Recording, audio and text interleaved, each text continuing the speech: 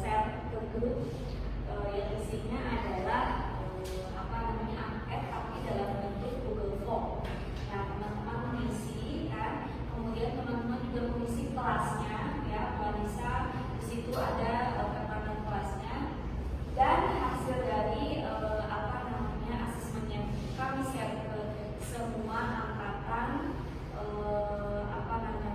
semester 3 1,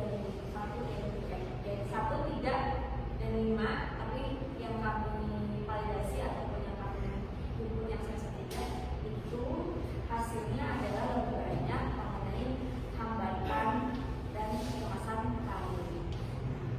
Itu dan bisa lihat grafiknya itu lebih banyak itu kelas semester 3 jurusan bimbingan konseling Islam kelas A ya.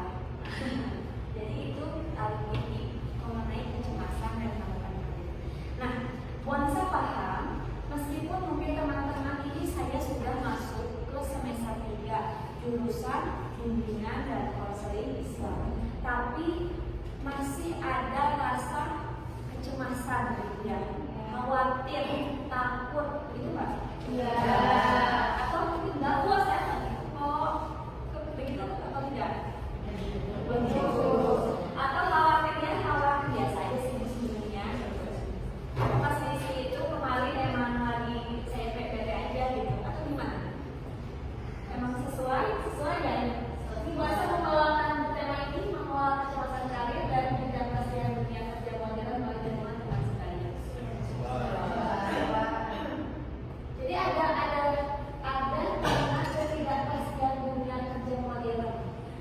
Kita ada nggak pemahaman teman-teman ada pemahaman bahwa ke depan itu memang akan begitu nggak? Nah, ya.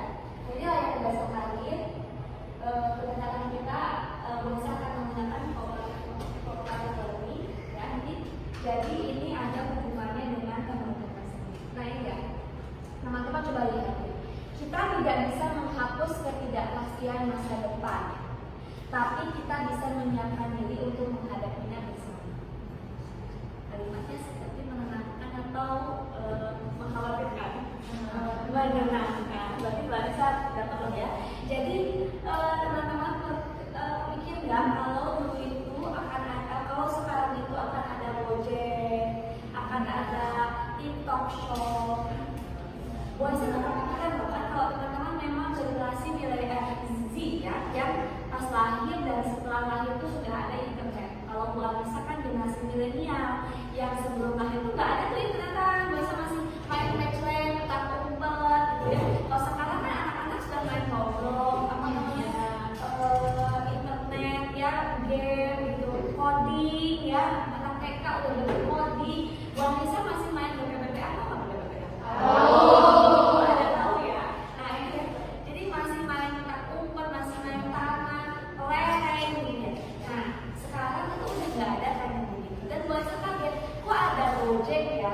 Dulu Gojek murah banget, sekarang udah mahal ya. Sekarang gitu.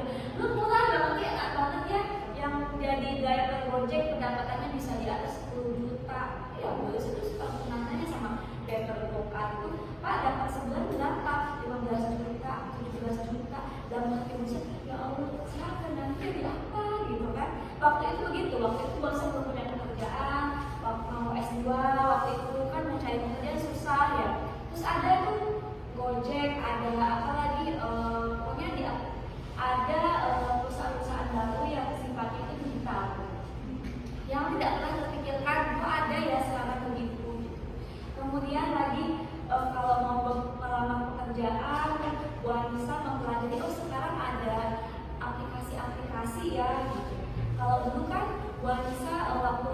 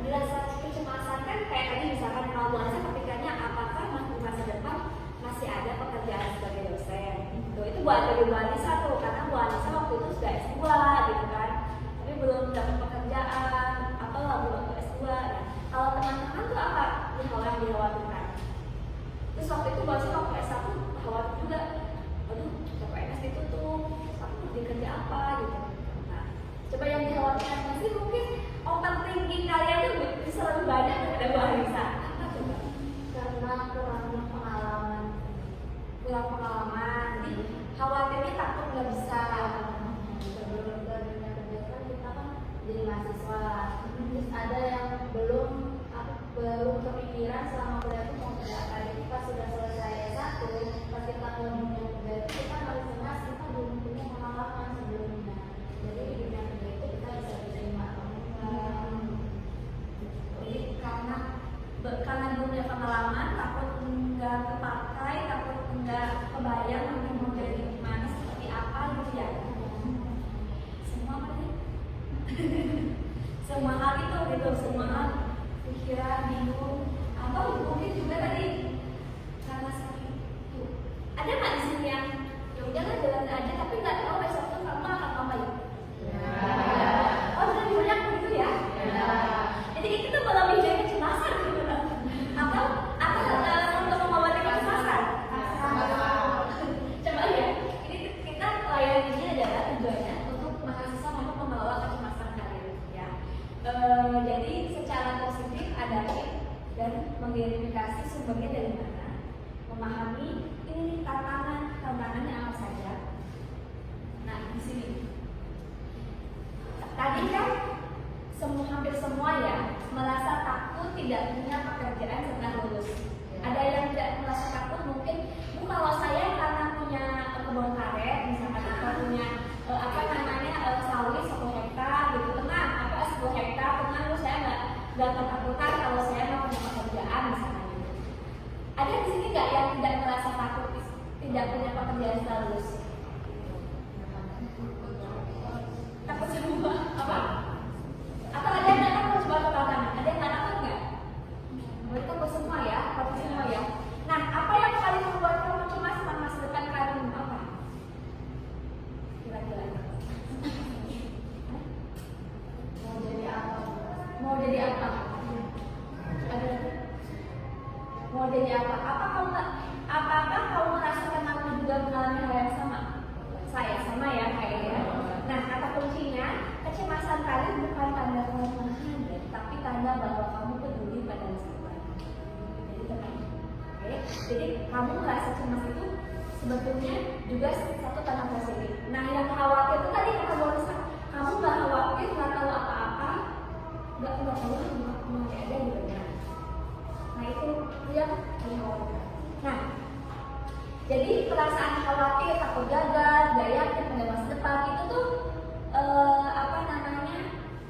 satu hal yang ciri-cirinya itu optimis pada masa depan, ragu kemampuan diri sendiri, membandingkan diri yang lain, dan takut menghadapi perubahan teknologi. Ini 3-4 hal ini semuanya rasa? Oh bukan, saya cuma 3 aja karena yang tapi saya sudah expert gitu. Tidak ada yang mana? Meragukan kemampuan diri. Oke, jadi teman-teman sudah tidak meragukan kemampuan diri lagi, tapi ini ya membandingkan ya gitu ya, dan takut menghadapi perubahan teknologi. Jadi faktor penyebab kecemasan itu ya kurang percaya diri dengan kemampuan sendiri. Di sini ada yang kurang percaya diri, belum memiliki arah karir yang jelas. Sebetulnya teman-teman ini sudah jelas mengambil jurusan dunia konseling. Nah, tinggal menguatkan besok ke arah pembekaannya seperti apa. Kemudian ketakutan gagal dan perfeksionisme dari perfeksionis. Nah ini faktor eksternalnya, persaingan kerja yang tinggi, ini fakta ya. Persaingan kerja itu memang fakta. Di Lampung aja ada berapa lulusan bimbingan konseling dari Peto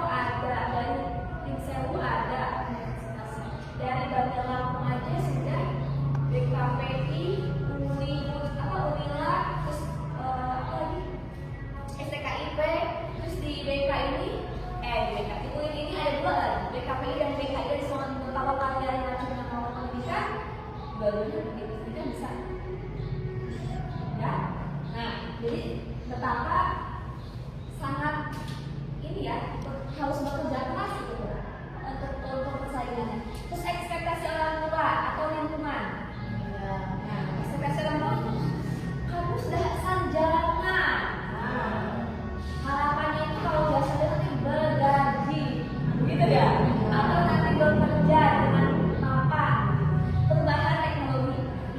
Khawatir nggak dengan AI? Ya. Khawatir ya. Bagaimana kalau saya tidak bisa diganti AI? Ada nggak sih? Nah, jadi ini kadang bukan dunia kerja yang menakutkan, tapi pikiranmu yang menakutkan. Jadi oke, kita manage pemikiran teman-teman tentang kekhawatiran, tapi juga mempersiapkan itu.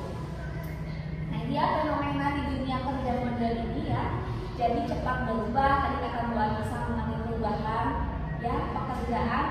Mungkin dulu tidak ada kepikiran ada pekerjaan untuk live di Shopee atau live TikTok. Sekarang itu sudah jadi pekerjaan yang menjanjikan. Ya. Dulu mungkin coba dulu artis-artis sinetron itu main sinetron, sekarang main TikTok. Iya kan? Nah, pekerjaan-pekerjaan yang tidak kita pikirkan, ya. Kemudian tadi tidak pasti detail kompetitif ini, tidak pasti. Dulu kata bahasa si driver Gojek itu dapat penghasilan besar. Sekarang mereka sudah down dan bahkan katanya menurut data sangat terlilit dan tertekan karena pendapatannya sangat kecil dari hasil Gokar ataupun ojek online itu gitu. Nah, ini kan berubahnya cepet banget gitu loh, ya. Beberapa tahun kemudian menuntut kemampuan adaptasi dan kolaborasi. Di sekarang itu bukan zamannya berkompetisi, tapi berkolaborasi. Ini berdasarkan data bahwa saya dapatkan ya, tren globalnya ada 60% pekerjaan akan membutuhkan digital skill. 40% lulusan mengalami career anxiety dan cenderung perusahaan mencari karyawan dengan emotional skills dan teamwork skill. Oke, nah ini ya yang akan Bu Anissa rangkum di hari ini. Jadi peer support dalam konseling kali ini, jadi Bu Anissa dalam layanan klasik kali ini akan menggunakan support system dengan teman sebaya teman-teman di sini. Nah, ini kebetulan sudah bagus tempat duduknya, jadi tidak harus Bu Anissa ubah lagi. Jadi kita nanti akan membentuk kelompok ya. Ini cukup buat 3 kelompok saja, satu kelompok 4 sampai 6 orang ya. Jadi tapi sebelum ke sana ya, jadi teman sebaya itu apa? Teman sebaya itu teman seperti kalian. Kalau teman sejawat apa? Teman sejawat itu kalau sudah bekerja ya. Kalau teman sebaya ini teman sama-sama mahasiswa ya. Nah, jadi apa itu dukungan teman sebaya atau peer support? Jadi proses saling mendukung ya antar individu sebaya untuk memahami masalah, menenangkan perasaan dan menemukan solusi bersama. Kan biasanya tadi kan dalam identifikasinya kalian banyak overthinking gitu, ya kan?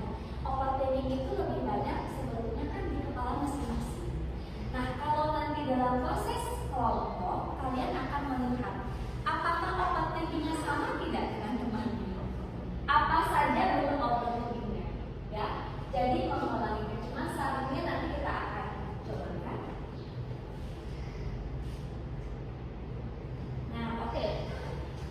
Sebelumnya coba kita sudah membentuk kelompok ya.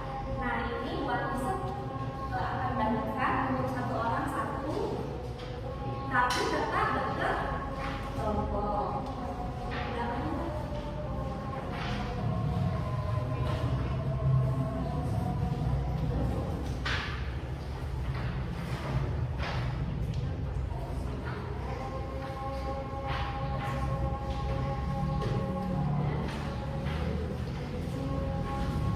Jadi coba di kelompok teman-teman mungkin yang dari depan ini bisa ke belakang begitu. Ya, bisa ke belakang untuk berkelompok dengan teman-temannya ya. Jadi coba dengan teman-temannya saling bertanya ya. Apa sih hambatan bersama teman itu apa saja? Hambatan buat kalian itu apa?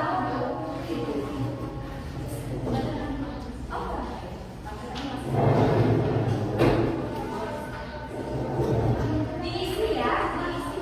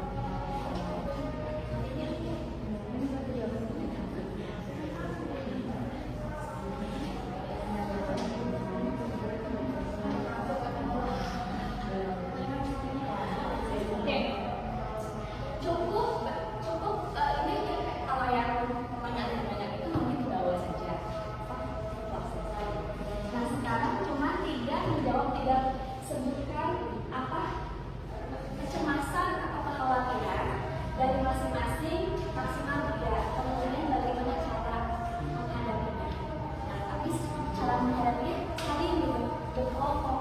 Nanti ada perwakilan dari kelompoknya untuk menyampaikan di sini di kelas. Misalkan apa saja sih kekhawatiran teman-teman tentang KW ini ke depan? Misalkan ini bisa misalkan kekhawatirannya tidak bisa bahasa Inggris. Nanti temannya siapa lagi misalkan nggak bisa menggunakan digital learning atau apa. Nah, itu jadi gimana diberikan sistemnya apa? Tapi masing-masing jadi tahu. Oh, anak ini nggak bisa bahasa Inggris. Oh, ini nggak bisa AI. Oh, ini nggak bisa menggunakan komputer. Jadi masing-masing mengetahui kekhawatirannya dan yang kepentingan.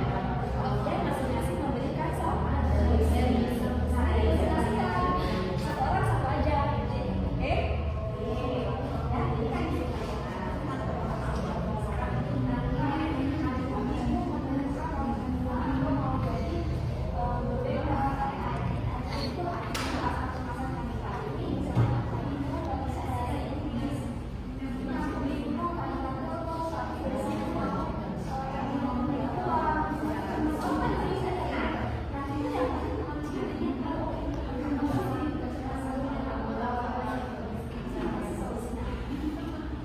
Ya, ini kan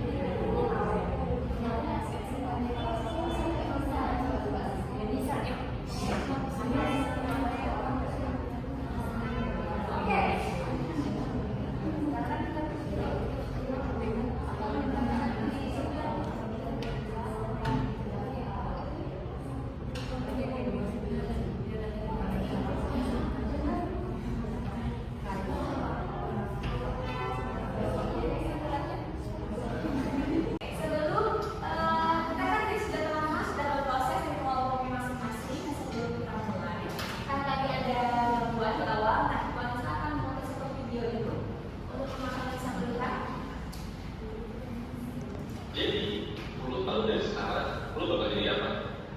Seberapa yakin sih lo bahwa yang lo bisa tercapai? Kalau ternyata nggak tercapai, gimana? Kalau ternyata nih, hidup lo di masa depan, ternyata gini aja. Gimana perasaan lo pas mikirin hal-hal kayak gitu? Seberapa sering sih lo mikir hal kayak gini? Nggak pernah. Kadang-kadang, atau jarang-jarang, terus setiap kali. Mungkin ya pas malam di kasur, atau pas siang-siang sebelum bangun, terus lo mikir kemana-mana. Wah, gimana kalau ternyata gue nanti gak sukses? Oh, gimana nih kalau ternyata gue tetap jomblo sampai tua nanti? Terus karena sering kepikiran, lu jadi ikhlas, lu jadi suka gawat sama kejadian yang walau saat ini. Malah kadang-kadang lu jadi sering merasa sedih, takut, kesel, bahkan kadang-kadang marah. Ya karena masa depan lu rasanya gak bisa sehat aja gitu. Capek gak sih? Gitu dan pikiran kayak gitu. Oke, tenang aja, gue bikin video ini dan coba mengingatkan lo sama semua galau ini. Tapi di video ini juga gue bakal membahas tentang semua overthinking terhadap masukan ini. Mulai dari akhir overthinking itu sendiri, dan juga sampai gimana caranya supaya lo gak lagi terhadap masalah lo. Jangan lupa like dan subscribe ya, biar lo gak ketinggalan sama video lagi dan seterusnya. bayangkan kita pernikahan ya. Oh, secara berlebihan. Saya juga berbagi. Yang tadi kita sempat bahas nih, ketika lo mikirin soal apa yang akan terjadi di masa depan, pasti yang bisa pikirin.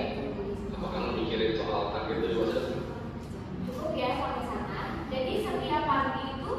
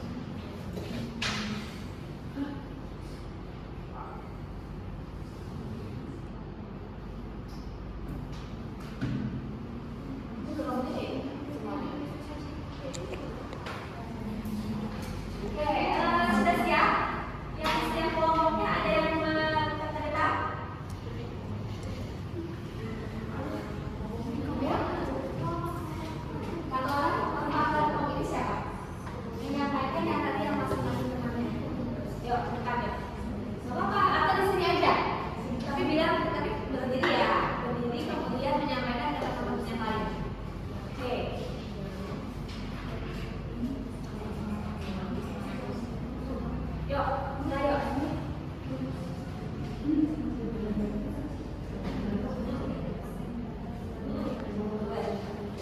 Nah, dari hasil diskusi kelompoknya, ini teman-teman semua mulai dengarkan dan akan menyampaikan hasil kelompok dari kelompok pertama.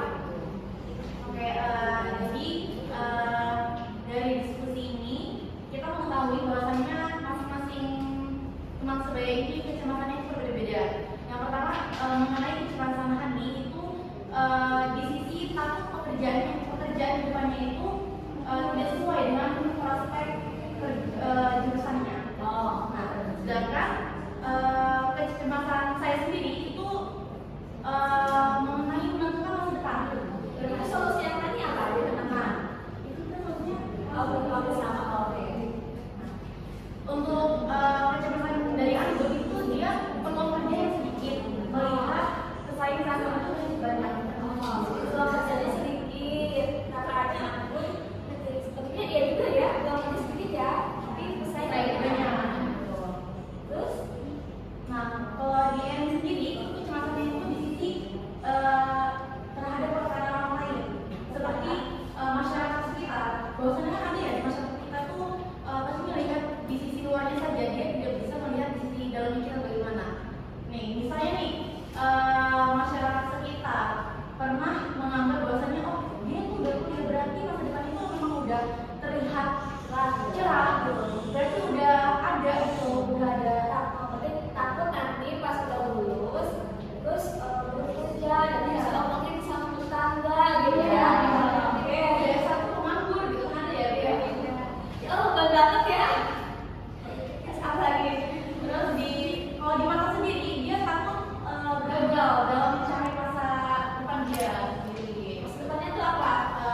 Maksudnya tuh seperti di hari tadi ya Bu ya, sebenarnya takut tidak sesuai pekerjaan dan jurusan. Oh gitu. Jadi misalkan jurusan ini takut nggak jadi konselornya gitu ya. Takut jadi malah nggak punya pekerjaan gitu ya. Oke, jadi solusi dari teman-temannya apa tuh? Nah, solusinya itu dari diri sendiri kita tuh harus meningkatkan skill kita dan lebih percaya diri gitu, dan mengurangi overthinking yang berlebihan yang membuat kita hadapi Ditulis lagi ya, skillnya apa saja ya. Jadi teman-teman tadi mengingatkan kalau misalkan Anggun nih tadi kan butuh skill apa? Nanti Anggun kamu kan harus belajar mata pelajaran bahasa Inggris, misalkan untuk dapat kemampuan itu gitu ya, saling support. Oke, kalau kelompok dua, coba siapa yang mau menyampaikan ini nanti Pak? Ayo. ya baik. Di kelompok 2 ini yang pasti hampir sama di kelompok 1 tentang ketidakpastian masa depan, pekerjaan, terus tuntutan orang tua yang pasti, karena orang tua itu apalagi kalau orang tua yang menggunakan kita tuh dulu itu semuanya untuk kita tuh selesai sekolah dulu. Jadi mereka tuh berharap banyak sama kita yang mereka kuliahkan itu bahwa itu dapat menjamin masa depan kita, dapat pekerjaan yang mapan. Intinya sudah kuliah ya orang tua taunya kita hidup kerja enak gitu. Terus ya ketidakpastian tentang pekerjaan yang berbeda dengan jurusan kita. Itu ya, harus semua sama. Ya. Kira-kira solusi yang saya support apa nih? Solusi yang diskusikan tadi. Kita melihat kehidupan di masa depan itu kan pasti akan berubah cepat dari daripada sekarang. Jadi kita menggunakan solusi bahwa kita harus mempelajari skill terutama dalam berbahasa. Karena di masa depan itu pasti sangat diperlukan. Terus yang kedua di bidang digital, kita juga harus memiliki kompetensi di bidang digital seperti komputer. Itu pasti sangat dibutuhkan di masa depan. Oke, sudah mulai paham ya. Nah nanti tadi kan apa namanya kalau itu ada unikannya nih. Aku takut ada omongan orang ya. Tapi ternyata itu betul juga ya. Banyak pasti dipikirkan oleh teman-temannya nanti pas kerja seperti mana. Kalau ini lebih baik aku nanti nggak mau jadi beban orang tua. Ya sudah selesai ya. Kalau nggak punya pekerjaan, maksudnya aku harus membagi orang tua. Berarti gimana caranya? Jadi solusi tadi diikuti kalau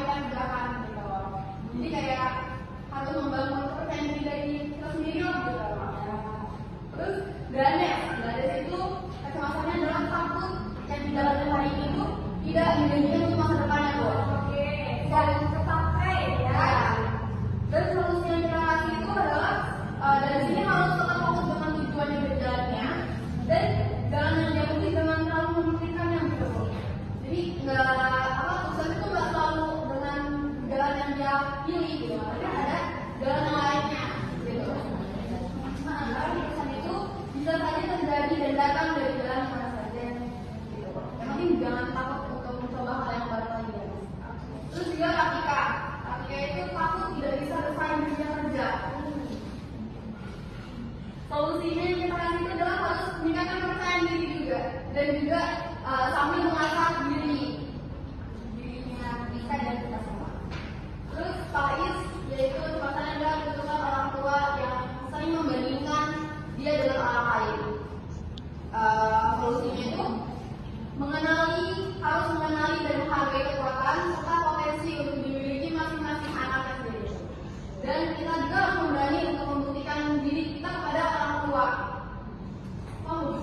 Aku susah ngomongnya seperti itu. Terima kasih.